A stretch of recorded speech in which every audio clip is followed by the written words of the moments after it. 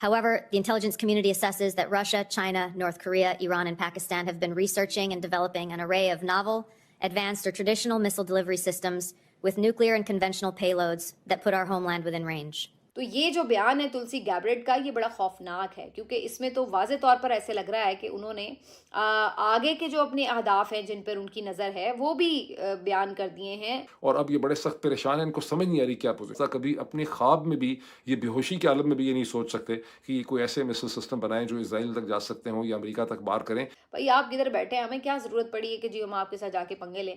हम तो वैसे ही अपनी मईशत के हाथों इतने परेशान हैं कि हम तो आपके तरले मिनते ही करते रहते हैं हर वक्त। हमने आपको क्या डराना धमकाना है कि ये बार बार पाकिस्तान का जो नाम लिया जा रहा है, ये खाली मैडनेस नहीं है, there is a method behind this. जय हिंद दोस्तों, स्वागत है आपका आपके चैनल एक्सपीरियंस वाला में।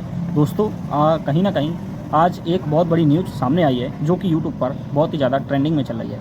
बताया जा रहा है कि इस समय पाकिस्तान के अंदर एटॉनमी ताकत है, परंतु एटम बम और भी परमाणु बम जैसी सामग्रियां रखना आज पाकिस्तान के लिए बहुत ही ज़्यादा हानिकारक व घटनापूर्वक समझ आ रहा है। बताया जा रहा है कि अमेरिका ने पाकिस्तान के ऊपर अपना निशाना दाग दिया है, और कहीं ना कहीं देखा जाए तो अमेरिका इस समय पाकिस्तान के ऊपर इस वजह से चिढ़ा हुआ है क्योंकि पाकिस्तान और यूएई के बीच में एक रक्षा बजट को लेकर एक समझौता हुआ था, जिसके तहत बताया गया था कि अगर फ्यूचर में कभी भी यूएई को या पाकिस्तान को किसी भी प्रकार की वेपन्स की ज़रूरत पड़ेगी तो ये लोग आपस में एक दूसरे के सैन्य स्थल व सैन्य क्षमताएं व वेपन वगैरह को इस्तेमाल कर सकते हैं। परंतु देखा जाए तो इस समय पाकिस्तान कहीं ना कहीं यूएई की मदद करने के लिए पीछे हट रहा है, और ये बात यूएई को बहुत ही ज़्यादा खटक रही है। परंतु पाकिस्तान इसका पूर्णतः रूप से समर्थन इस वजह से नहीं कर रहा है क्योंकि यूएई और अमेरिका पाकिस्तान के लिए दोनों ही खतरे के निशान है, क्योंकि अगर पाकिस्तान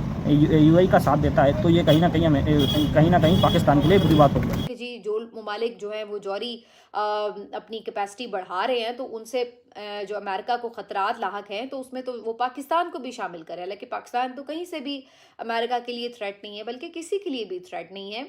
अब चूंकि तुलसी गबार्ड ने ये कहा है सेनेट इंटेलिजेंस कमेटी के सामने, यह मसला ये है कि आप सेनेट इंटेलिजेंस कमेटी के सामने जाके आपको सच बोलना पड़ता है, अदरवाइज आपकी परजरी हो जाती है कि आपने अमेरिका की सेनेट को मिसलीड किया। तो उन्होंने ये कह दिया कि पाकिस्तान भी बना रहा है। अब जाहिर है कि इनको टेंशन हो गई, इनको परेशानी हो गई, इनके होश उड़ गए। और होश उड़ने वालों में एक साहब जो है, उनका नाम है आबिद शेर अली। वो किसी तारुफ के मोहताज नहीं। उन्होंने अंग्रेज़ी ज़ुबान के अंदर मेरा ख्याल है चैट जीपीटी की मदद से एक लंबा चौड़ा उन्होंने ट्वीट लिखा है, जिसमें उन्होंने कहा है कि मुसलमानों के लिए ये बहुत ज़्यादा ख़तरा है, मुसलमानों को मुत्तहद होना चाहिए, और अब उनको ईरान का भी ख्याल आ रहा है प्रोग्राम की। लेकिन अदरवाइज पाकिस्तान के न्यूक्लियर जो भी प्रोग्राम है, एटम बॉम्ब है, उससे किसी और मुल्क को कोई ख़तरा नहीं है, और ना पाकिस्तान को कोई ज़रूरत है कि वो बिला वजह कोई एडवेंचर करे।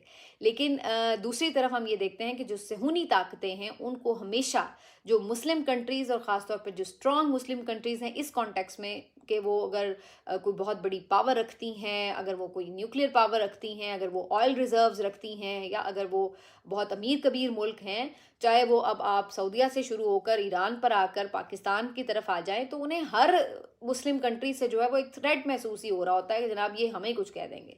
भाई आप किधर बैठे हैं, हमें क्या ज़रूरत पड़ी है कि जी हम आपके साथ जाके पंगे लें। हम तो वैसे ही अपनी मईशत के हाथों इतने परेशान हैं कि अब इनको इत्तेहाद का भी ख्याल आ रहा है। लेकिन ये आग आप लगाने में आप पाकिस्तानी सबसे आगे थे।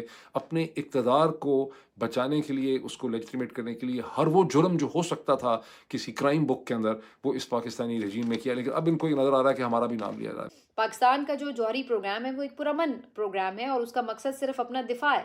वो किसी के खिलाफ, किसी के ऊपर अटैक करने के लिए तो नहीं पाकिस्तान ने लिया। और उसकी भी एक बड़ी वजह जाहिर है, सबको पता है, वो इंडिया है। जब इंडिया की तरफ से जाहिर है कि एटमी धमाके किए गए, इंडिया ने एक न्यूक्लियर पावर हासिल की, और इंडिया एक मुस्तकिल थ्रेट है पाकिस्तान के लिए, तो जाहिर है पाकिस्तान को जवाबन अपने दिफा के लिए अपनी जो न्यूक्लियर कैपेसिटी थी उसको करना था होल्ड हर सूरत। तो ये एक वजह थी पाकिस्तान के न्यूक्लियर। हम तो आपके तरले मिनते ही करते रहते हैं हर वक्त। हमने आपको क्या डराना धमकाना है। मेरा ख्याल होगा इनका वैसे कुछ भी नहीं होगा, यही कि इनके ऊपर दबाव आएगा कि आप लॉन्ग रेंज मिसाइल सिस्टम्स ना बनाएं, और ये फौरी तौर पे सजदे में गिर जाएंगे, हाथ जोड़ देंगे, माई बाप बिल्कुल आप फिक्र ना करें, हम तो ऐसे मिसाइल बनाएंगे जो नॉर्थ ऑफ इंडिया से भी आगे कहीं ना जाएं। क्योंकि अगर ये लॉन्ग रेंज बना भी रहे हैं तो ये खुदा ना खास्ता कभी अपने ख्वाब में भी, ये बेहोशी के आलम में भी ये नहीं सोच सकते कि ये कोई ऐसे मिसाइल सिस्टम बनाएं जो इसराइल तक जा सकते हों या अमेरिका तक बार करें।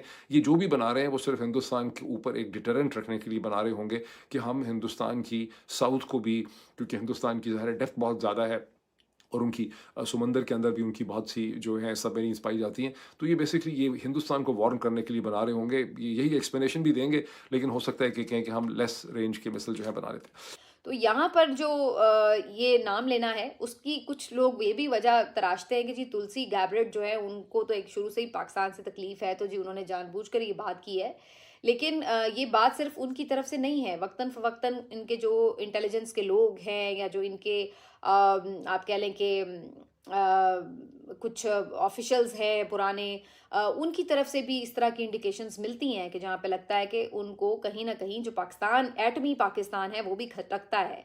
न्यूक्लियर वॉरहेड या न्यूक्लियर प्रोग्राम किसी भी मुल्क में हो, ख़ास तौर पे इस्लामी ममालिक में, उसको आज तक अमेरिका ने और इसराइल ने और वेस्ट ने कभी कबूल नहीं किया।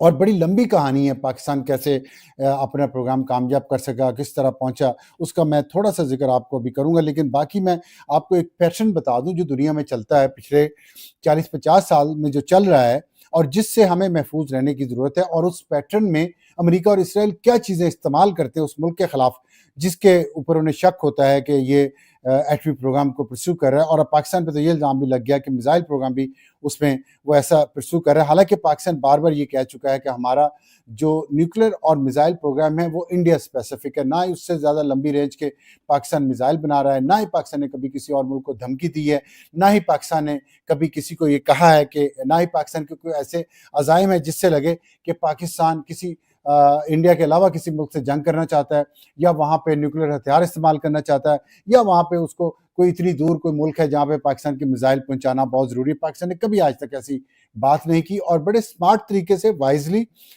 एक जिम्मेदार मुल्क की तरह अपने न्यूक्लियर प्रोग्राम को भी परस्यू किया है और मिसाइल। दोस्तों, जैसा कि आप लोग देख रहे हैं कि पाकिस्तान के लिए इस समय बहुत ही मुश्किल की घड़ी है, क्योंकि पाकिस्तान ना तो अमेरिका का साथ दे सकता है और ना ही यूएई का। और अगर यूएई का पाकिस्तान ने साथ नहीं दिया तो कहीं ना कहीं यूएई जो है पाकिस्तान को बहुत लंबा झेलेगा और इसका खामियाजा पाकिस्तान के सभी लोगों को भुगतना पड़ेगा, खासकर आसिम मुनीर को, जो उनके आर्मी चीफ हैं। क्योंकि ये जो डील हुई थी रक्षा बजट को लेकर, ये बहुत ही स्ट्रॉन्ग डील हुई थी, परंतु पाकिस्तान इसमें पूर्णतः रूप से उतर नहीं पाया। और देखा जाए तो पाकिस्तान में ये आज से नहीं, हमेशा से ही चलता आ रहा है। पाकिस्तान के लोग हमेशा जो लोग पाकिस्तान पर विश्वास करते हैं वो लोग कहीं ना कहीं पाकिस्तान लौट कर उनके पीठ में छुरा ही घोंपता है। तो अगर आपको ऐसे वीडियो देखना है तो आप हमारे चैनल को सब्सक्राइब कीजिए तथा जुड़ जाइए एक्सपीरियंस वाला चैनल के साथ। तो मिलते हैं नेक्स्ट वीडियो में, जब तक के लिए जय हिंद, जय भारत।